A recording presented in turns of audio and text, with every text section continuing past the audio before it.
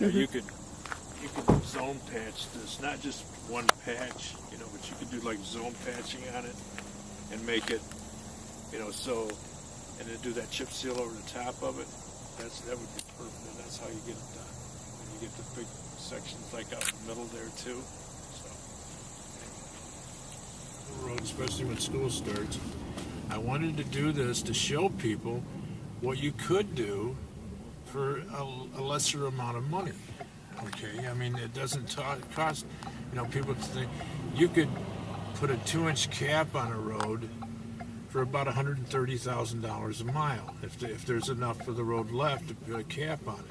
Well, you don't have to spend that kind of money on every mile of road. There are ways like what we just looked at to fix them, to make them safer, and that's what I'm trying to do. I want to make, by having this millage, we'll be able to at least bring our roads back into a safer condition and try to, and maintain the ones that are in a decent condition. You know, you take, let's see, this millage will help maintain your road. We'll do the chip seal, things like that it's going to need in years down the road. Because once you get it in, like Green Hills right now, they need a seal on their road over there. Well, unless this millage passes, they're going to have to go back and ask all their residents for the amount of money to do that.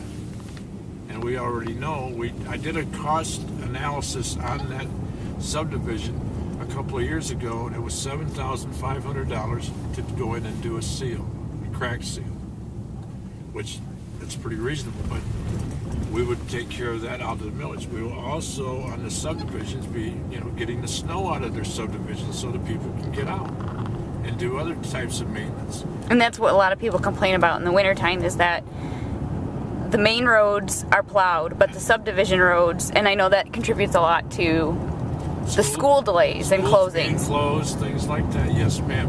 And if you don't get in there and get to those right away, well, guess what? Then you got bigger problems.